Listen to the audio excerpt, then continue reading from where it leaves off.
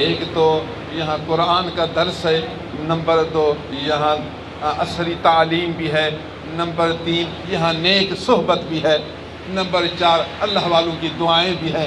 میں پھر بھی آخر میں دعا کرتا ہوں اللہ تعالیٰ آپ کو دن دگنی رات چگنی ترقیاں نصیب فرمائے، والدین کے دل کو بھی خوش رکھے، والدین کی آنکھوں کو اپنے بچیوں سے ٹھنڈا کرے، رب تعالیٰ استاد کو بھی دین دنیا کی کامیابیوں سے سرفراز کرے۔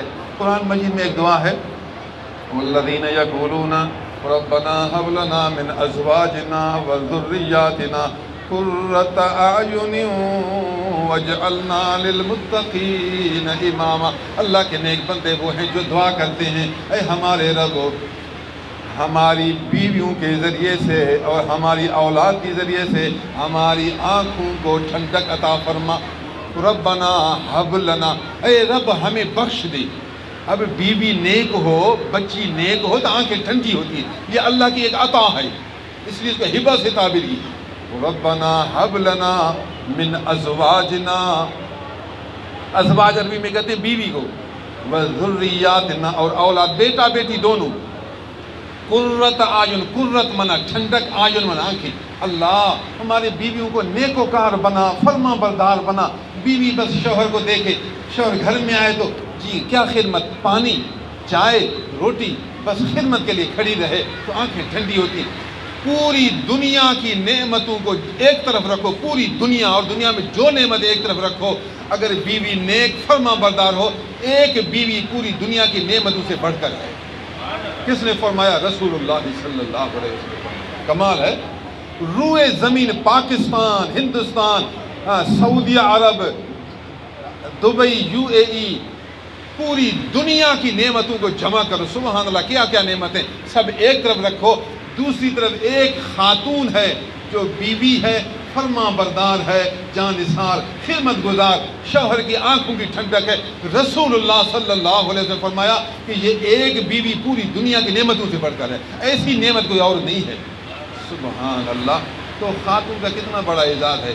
اگر خاتون نیک بنے، شوہر کی آنکھوں کی ٹھنڈک بنے، اپنے ابا اماں کے دل کی چین بنے، تو انشاءاللہ ایسی جگہوں، ایسے مراکز میں آپ کو یہ اچھی صفتیں ملیں گی، اچھی عادتیں ملیں گی، دین بھی ملے گا، دنیا بھی۔ یا اللہ اس مرکز کو، جہاں ان کا مرکز ہے، کامیابی سے سرفراز فرما۔ سب سے پہلے جناب حفیظ اللہ صاحب کو اپنی محبت معرفت کی دولت سے سرفراز فرما، ان کو اپنے ان بندوں اور بندیوں پر رحمت و شفقت نصیب فرما، پیار و مہربانی عطا فرما۔ حفیظ اللہ صاحب فرماتے یہ سب مسکین ہیں، مسکین لوگ ہی اچھی مرکز میں آئیں گے، سمجھ لو، جو مسکین ہیں گھبراؤ نہیں، آپ مسکین ہیں تو اچھے مرکز میں آئیں گے۔ پیسہ زیادہ ہوا نا، پھر یہ علماء کے پاس وہ نہیں آئے گا، وہ پھر او لیول فو لیول کی طرف چلا جائے گا۔ مسکینی بھی اللہ کی نعمت ہے، مسکینی اللہ کی رحمت ہے۔ مسکین ہو پھر اللہ کی اطاعت کرے، پھر نبی سے محبت کرے، نبی پر درود پڑھے، نماز پڑھے، قربان ایسے مسکین پر۔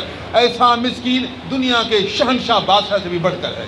وہ بے نماز ہے، وہ بے نماز ہے، نبی سے غافل ہے، نبی پر درود پڑھتا نہیں، ظالم ہے، ظالم بادشاہ سے ایک مسکین عادل خدا کے نزدیک بڑھ کر ہے۔ اللہ تعالیٰ حفیظ اللہ صاحب کے پر رحمت عطا فرمائے، والدین کو اللہ تعالیٰ اپنے خزانہ سے مال زیادہ نصیب کرے، حلال روزی نصیب کرے، بچیوں کو دیندار بنائے، آنکھوں کی حفاظت کرنے والی، حیا والی، صبر والی، زبان کی نگہبانی کرنے والی، قرآن پڑھنے والی، نماز پڑھنے والی، اپنے علم پڑھائی سے محنت کرنے والی، پھر کوئی بہترین روزگار کا ذریعہ عطا فرمائے۔ رب تعالیٰ آپ کا حامی ہو، رب تعالیٰ آپ کا ناصر ہو، دین دنیا میں مددگار ہو۔